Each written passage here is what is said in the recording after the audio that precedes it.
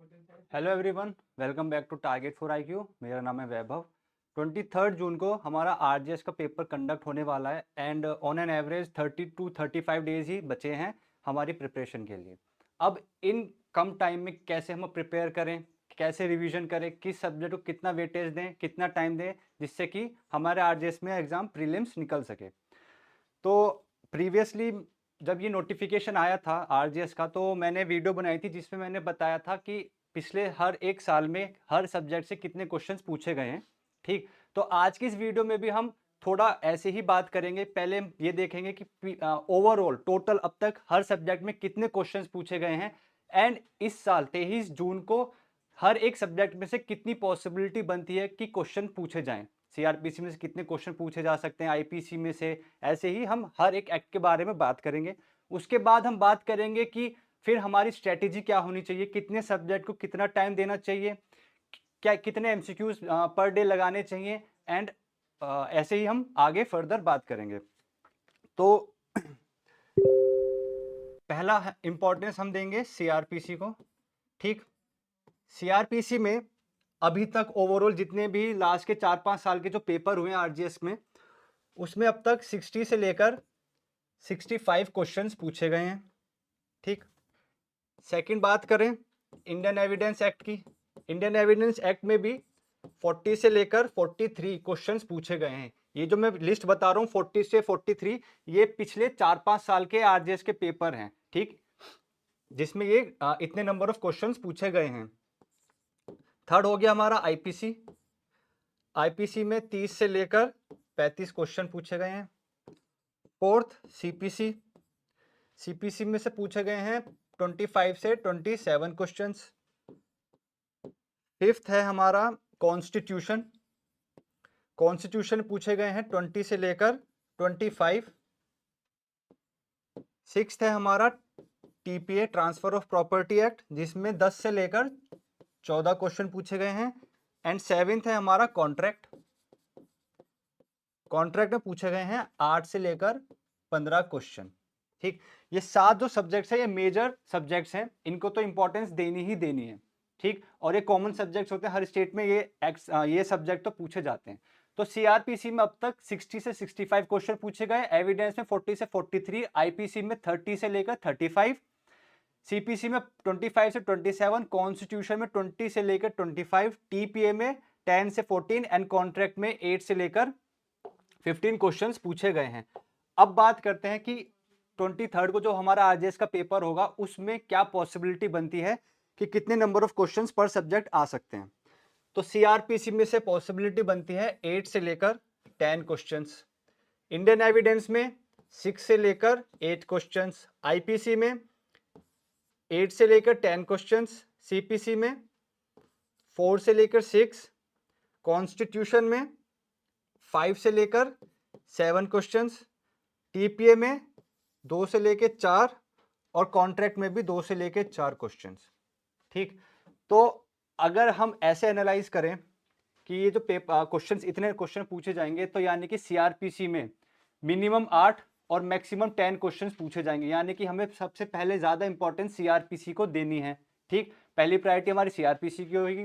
दूसरी प्रायोरिटी हमारी एविडेंस की होगी, जिसमें मैक्सिमम 8 क्वेश्चंस पूछे जा सकते हैं और मिनिमम 6, 5 भी हो सकता है, 6 भी हो सकता है। फिर थर्ड प्रायोरिटी हमारी आईपीसी होगी, 8 से 10 क्वेश्चन। ठीक, तो ये जो पेपर है ये जो सब्जेक्ट्स हैं सीआरपीसी, एविडेंस, आईपीसी, ये तो हमें अच्छे से करने ही करने हैं।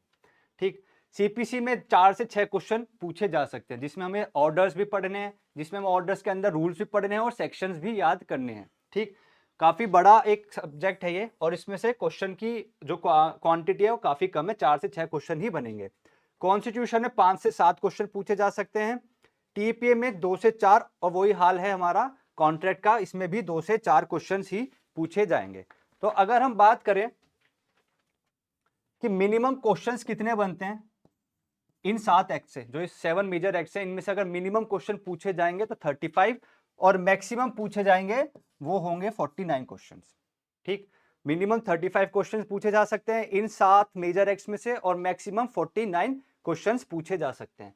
तो ये बात हो गई हमारी 7 मेजर एक्ट्स की। तो इसको आप नोट डाउन कर लीजिएगा, इस हिसाब से आप अपनी प्रिपरेशन कर सकते हैं कि किस सब्जेक्ट को हमें कितना टाइम देना है, जिसकी भी इन 7 एक्ट्स में से तैयारी नहीं हुई है। ठीक, नेक्स्ट बात करते हैं अदर माइनर सब्जेक्ट्स की।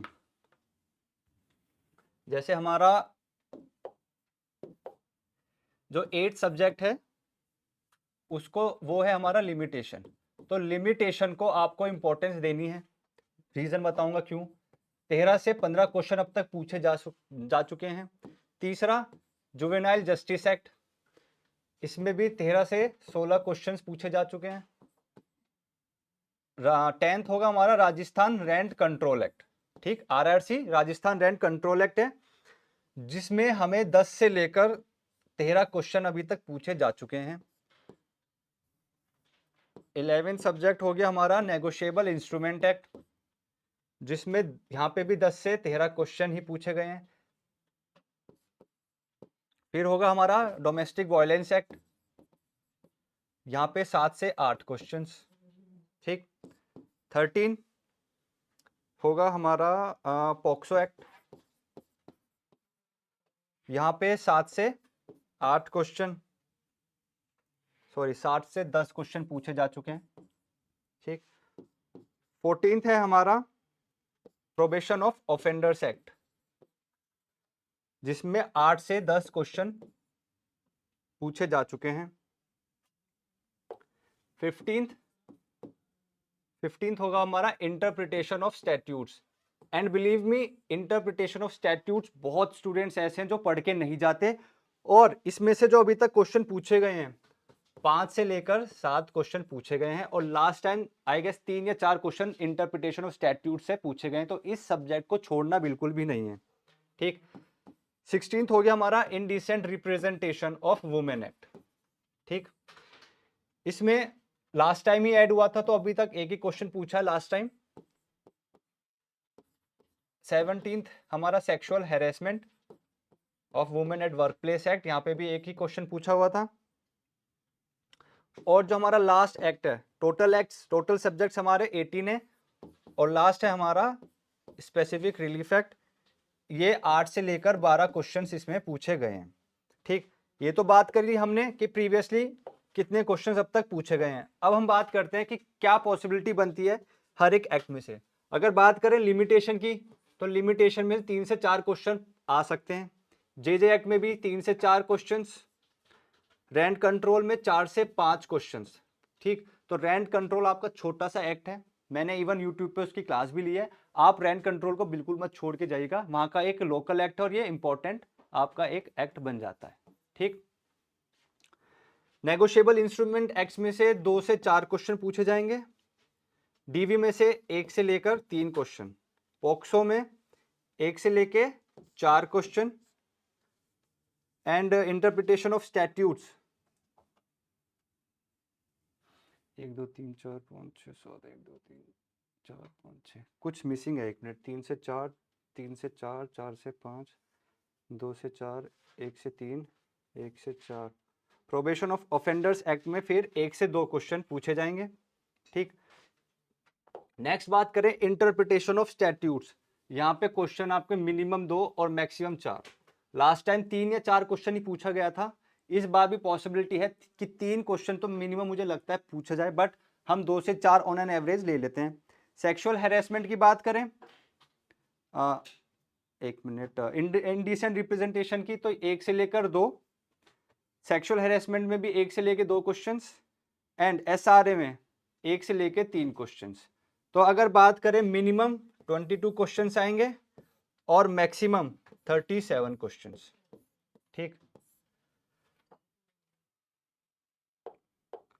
यहाँ पे जो 7 सब्जेक्ट्स थे, यहाँ पे मिनिमम 35 थे, मैक्सिमम 49। ठीक, तो आप अपनी प्रायोरिटी सीआरपीसी, एविडेंस, आईपीसी और सीपीसी को थोड़ा डिले कर सकते हो, क्योंकि सीपीसी थोड़ा, अगर जो बच्चे ने पहली बार पढ़ रहे हैं या जिनको अच्छे से समझ में नहीं आता उनके लिए थोड़ा मुश्किल हो सकता है, तो आप सीपीसी को थोड़ा डिले कर सकते हो।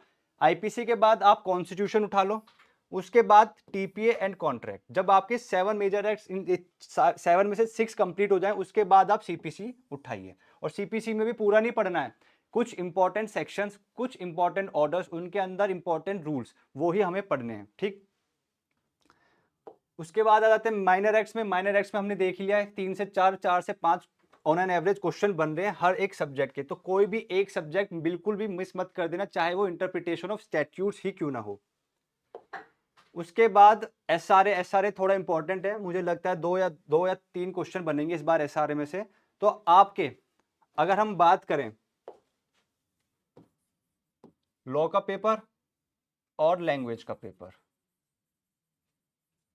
ठीक, लॉ का पेपर कितना 70 मार्क्स का पूछा जाएगा और लैंग्वेज का पूछा जाएगा 30 मार्क्स, जिसमें 15 इंग्लिश और 15 हिंदी। ठीक, तो सेफ साइड रहने के लिए, जिसको ये है कि मुझे प्रीलिम्स निकालना है, कट ऑफ पार करनी है, तो सेफ साइड रहने के लिए आपको लॉ में 55 चाहिए। ठीक, 70 में से 55 आप लेकर आ सकते हो इजीली, और लैंग्वेज में आप 30 में से 20 लेकर आ सकते हो। ठीक, तो ये कितना हो गया टोटल 75। और लास्ट टाइम की कट ऑफ गई थी कितनी हमारी 72, मैंने वीडियो में बताया था। ठीक, लास्ट टाइम की कट ऑफ गई थी 72, हमारा टारगेट है 75 या उससे ज्यादा लाने का। अब बात हो गई कि हर एक सब्जेक्ट में कितने मार्क्स आएंगे, कितने मार्क्स से क्वेश्चन आ सकते हैं। ठीक, हमें लैंग्वेज में कितने लेकर आने हैं, ये जो मैं बता रहा हूँ 55 और 20 मिनिमम बता रहा हूँ, इससे कम बिल्कुल भी मत लाना। ठीक, लैंग्वेज में आप इससे ज्यादा भी ला सकते हो। राजस्थान के पेपर में बच्चे लैंग्वेज में 24, 25, 27 मार्क्स लेकर आते हैं, तो बहुत बड़ी बात नहीं है। आपको टाइम देना पड़ेगा लैंग्वेज के पेपर में। जिसने अभी लैंग्वेज उठाया नहीं, लाइक हिंदी नहीं उठाई, इंग्लिश नहीं उठाई, अभी बहुत टाइम है, 1 महीना है। आप हर एक घंटा 1 से 1.5 घंटा भी देंगे ना, हर एक दिन 1 से 1.5 घंटा देंगे, तो भी लैंग्वेज का पेपर आपका इजीली कवर हो जाएगा। काफी डिफिकल्ट क्वेश्चंस नहीं आते जैसे जेएलओ में पूछे जाते हैं, उससे पेपर का पैटर्न थोड़ा इजी ही रहता है, तो आप लैंग्वेज इजीली कवर कर सकते हैं। बट मैं मिनिमम बता रहा हूं, मिनिमम आप 20 इजीली ला सकते हैं, और लॉ में भी आप 55 ला सकते हैं। तो टोटल हमें सेफ साइड रहने के लिए 75 मार्क्स चाहिए। ठीक, तो ये तो हमने पढ़ लिया। अब स्ट्रेटेजी की बात कर लेते हैं कि हमारी स्ट्रेटेजी रहनी क्या चाहिए, क्योंकि 30 से 35 दिन ही बचे हैं हमारे पास। ठीक, तो वो स्टूडेंट्स जिनकी तैयारी अभी पूरी नहीं हुई है, जो लगे पड़े हैं कि हाँ बेरेक्ट पढ़ रहे हैं, आगे बढ़ रहे हैं, तो पीछे का भूल रहे हैं, ठीक, उनके लिए क्या है, वो क्या करेंगे, पहले इंपॉर्टेंट सेक्शंस देखो।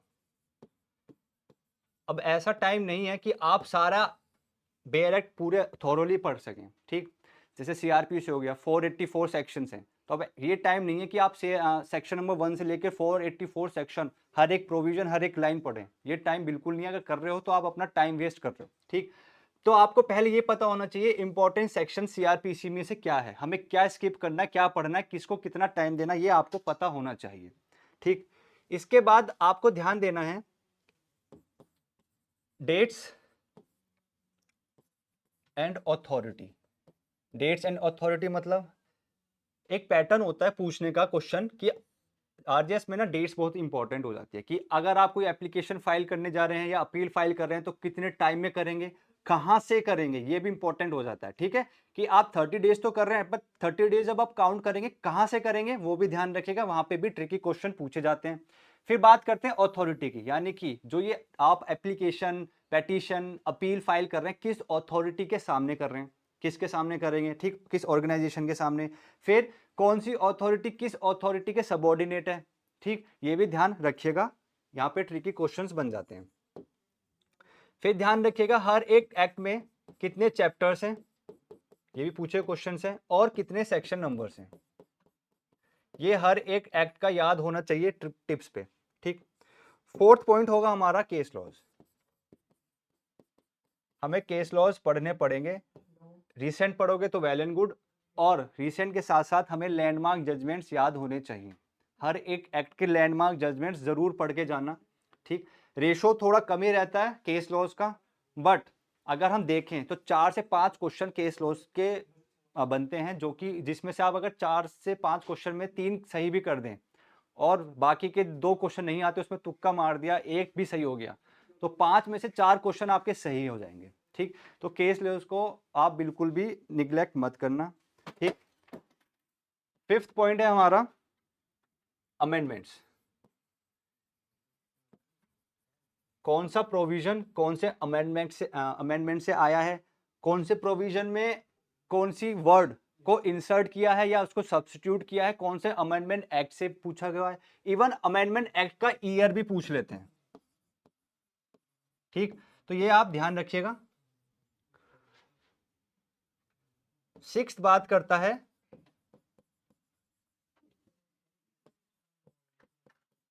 कि अभी तक तो हमने चीजें पढ़ ली थी, वो सारी चीजें जो इंपॉर्टेंट थी, ठीक, चाहे सेक्शन नंबर्स हो, केस लॉज हो, अमेंडमेंट्स हो, चैप्टर सेक्शन केस हैं, ठीक। अब लास्ट जो चीज है जो मैं आपको बताना चाह रहा हूं वो ये है कि जिस स्टूडेंट ने यहां तक यानी पॉइंट नंबर 5 तक सारी चीजें कर ली अच्छे से, ठीक है, और उसके पास कुछ टाइम बच रहा है, लाइक 1 हफ्ता बच रहा है या 4-5 दिन बच रहे हैं, तो प्लीज आप हर एक बेयर एक्ट के नॉन इंपॉर्टेंट प्रोविजंस एक बार जरूर पढ़िएगा। ठीक, मैं ये नहीं कह रहा कि करना ही करना है, अगर टाइम बचता है तो प्लीज एक बार जरूर देखिएगा, क्योंकि 4 से 5 क्वेश्चन ऐसे जरूर बनते हैं जो वो अनइंपॉर्टेंट क्वेश्चन पूछ लेते हैं। जैसे आईपीसी में पूछ लिया था डेफिनेशन क्लॉज में से कि क्वीन कब अमेंड हुआ था, मतलब कब ओमिट कर दिया गया था, कौन से ईयर में, ठीक, वो पूछ लिया गया था। ऐसे बहुत क्वेश्चन होते हैं जो पूछ लेते हैं। जैसे सेक्शन नंबर 53 आईपीसी के कितने पनिशमेंट्स हैं, ठीक, ट्रांसपोर्टेशन ऑफ लाइफ इम्प्रिजनमेंट जो था, ट्रांसपोर्टेशन ऑफ लाइफ वो कब हटा। तो ये जो नॉन इंपॉर्टेंट चीज है ना, इसको एक बार आप गो थ्रू जरूर कर लीजिएगा अगर आपके पास टाइम बचता है। ठीक, अब बात करते हैं, जब हम ये सब कर लेंगे, इंपॉर्टेंट सेक्शंस पढ़ लिए, dates, authority chapters, case laws, amendment, not important provisions, जब ये सब कर लिया उसके बाद हमें करने हैं एमसीक्यूज। अब एमसीक्यूज लास्ट में नहीं करने, एमसीक्यूज आज से ही करने हैं। आप अगर सीआरपीसी उठा के बैठे हो, पढ़ रहे हो, उसके बाद जब सीआरपीसी पढ़ते पढ़ते थक गए, उसके बाद लगाओ उसके एमसीक्यूज। ठीक, आप पर डे एमसीक्यूज लगाइए और पर डे का आप टारगेट रखिए कि मेरे को 300 से लेकर 450 क्वेश्चंस पर डे मेरे को एमसीक्यूज करने हैं। जो भी सब्जेक्ट आपको इजी लगता हो या आपने उसको अच्छे से पढ़ लिया हो, उस सब्जेक्ट के आप 300 से लेकर 450 क्वेश्चंस पर डे करिए। ठीक, इस 300 में से 450 क्वेश्चन में से जो एमसीक्यूज हैं वो लैंग्वेज के भी हैं। ठीक, लैंग्वेज के भी एमसीक्यूज इसमें इंक्लूड हैं, तो लैंग्वेज के भी एमसीक्यूज लगाने, चाहे हिंदी हो इंग्लिश हो। ऐसा बिल्कुल मत करिएगा कि लैंग्वेज बस पढ़ ली ऊपर ऊपर से कि अब एग्जाम में मेरे से पूछेंगे मैं कर दूंगा। ठीक, तो एक बार आप लैंग्वेज के भी एमसीक्यूज जरूर टिक करिएगा। अब क्या होता है, जैसे हम एमसीक्यूज लगाते हैं ना, तो एमसीक्यू सपोज करो हमने आज 100 क्वेश्चंस लगाए। अब ऐसा तो है नहीं कि 100 के 100 क्वेश्चंस हमें आते थे, कुछ क्वेश्चंस ऐसे थे जो हमने सिली मिस्टेक कर दी, जैसे सेक्शन नंबर ऊपर नीचे कर दिया, ठीक है, जल्दी जल्दी पढ़ते हुए ए लगाना था हमने कर दिया बी, या बी लगाना था सी कर दिया। कुछ ऐसी सिली मिस्टेक्स हम करते हैं। तो ये जो सिली मिस्टेक्स आप घर पे बैठ के करोगे ना, ये ध्यान रखना बिल्कुल ये सिली मिस्टेक्स आपको एग्जाम में नहीं करनी। तो एमसीक्यूज लगाने का ये भी एक फायदा है। दूसरा फायदा क्या है, कुछ ऐसे क्वेश्चंस आ जाएंगे जो हमें नहीं पता, हमने उसका आंसर गलत किया है। ठीक, यानी कि कुछ एक नया एक अच्छा क्वेश्चन हमारे सामने आ गया, तो आपको क्या करना है, उस क्वेश्चन को या तो आप मार्क कर लो, मार्कर से मार्क कर लो, या किसी एक रजिस्टर में बैक ऑफ द पेपर आप उस क्वेश्चन को नोट डाउन कर लीजिए। या तो टाइम है तो नोट डाउन कर लो, टाइम नहीं है तो उसको मार्क कर देना। ठीक, इससे क्या होगा, इसको आप रिवीजन करोगे, क्योंकि एक बार क्वेश्चन पढ़ा, हमें अच्छा लगा कि हमने पहले नहीं पढ़ा था और एक नई चीज कुछ पूछी गई है और वो हमारा आंसर गलत हो गया है, इवन गलत भी नहीं हुआ, सही है, तो भी आप उसको मार्क करें और उसको रिवाइज करते रहिए। ठीक, जब हमारे एमसीक्यूज हो जाएंगे, एमसीक्यूज के साथ साथ हमें क्या करना है, हमें करना है रिवीजन। ठीक, ये गलती बिल्कुल मत करिएगा कि एक बार अगर आपने सीआरपीसी कंप्लीट कर ली, 484 सेक्शंस पढ़ लिए, तो आप सीआरपीसी उठा के अलग रख दोगे, नहीं, सीआरपीसी को रिवाइज करना, हर एक एक्ट आपको रिवाइज करना है, जितना आप रिवाइज करेंगे उतना आप नरिश करेंगे उस सब्जेक्ट में। ठीक, तो रिवीजन तो बिल्कुल करना ही करना है, रिवीजन नहीं करोगे तो दिक्कतें आ सकती हैं, तो आपको रिवाइज करना है। ठीक, अब कुछ स्टूडेंट्स ऐसे होंगे जिनके अभी हाथ पैर फूलने स्टार्ट हो गए होंगे कि 23 जून को पेपर है, हमारे अभी इतने सब्जेक्ट्स बच रहे हैं, लैंग्वेज भी हमें ढंग से नहीं आ रही है, कुछ समझ नहीं आ रहा क्या करें, ये वाला अटेम्प्ट तो हमारा खराब हो जाएगा। ठीक, ऐसे बहुत सारे थॉट्स आने लगते हैं और ये नेचुरल है। ठीक, इसमें से मैं बहुत सारे सब्जेक्ट्स करा चुका हूँ, जैसे कि अगर मैं बात करूँ लिमिटेशन मैं करा चुका हूँ, मैं प्रोबेशन ऑफ ऑफेंडर्स एक्ट करा चुका हूँ, मैं राजस्थान रेंट कंट्रोल एक्ट करा चुका हूँ, ठीक, और सेक्सुअल हैरेसमेंट करा चुका हूँ, indecent representation of women act करा चुका हूँ। अब एक जेजे एक्ट ऐसा एक्ट है जिसे पढ़ते हुए काफ़ी दिक्कत बच्चों को होती है कि इतनी सारी अथॉरिटीज़ हैं, अथॉरिटीज़ के नाम हैं, कौन सी एप्लीकेशन कब जाएगी, किस अथॉरिटी के सामने हमें उस चाइल्ड को प्रेजेंट करना होगा, ठीक। जेजे एक्ट काफ़ी दिक्कत खड़ी करता है और ये आपके मेंस के लिए तो इंपॉर्टेंट है ही, साथ के साथ प्री के लिए भी इंपॉर्टेंट है, क्योंकि 4 क्वेश्चन मैक्सिमम मिनिमम 3 क्वेश्चन बनते हैं। तो जेजे एक्ट को हल्के मत लेना। जेजे एक्ट पे मैंने आज अपनी क्लास रिकॉर्ड करी है, तो शायद कल या परसों तक आपको जेजे एक्ट की क्लास मिल जाएगी और इस क्लास को ज़रूर देखना। मैंने आपको सिर्फ वही पढ़ाया है जो आपके प्री पॉइंट ऑफ व्यू से इंपॉर्टेंस रखता है, हर एक सेक्शन, हर एक प्रोविजन नहीं पढ़ाया, ठीक। प्री को ध्यान में रखते हुए मैंने आपका जेजे एक्ट कंप्लीट कराया है। जब ये हो जाएगा उसके बाद मैं मेजर एक्ट लूंगा आपके जो प्री पॉइंट ऑफ व्यू से इंपॉर्टेंट है।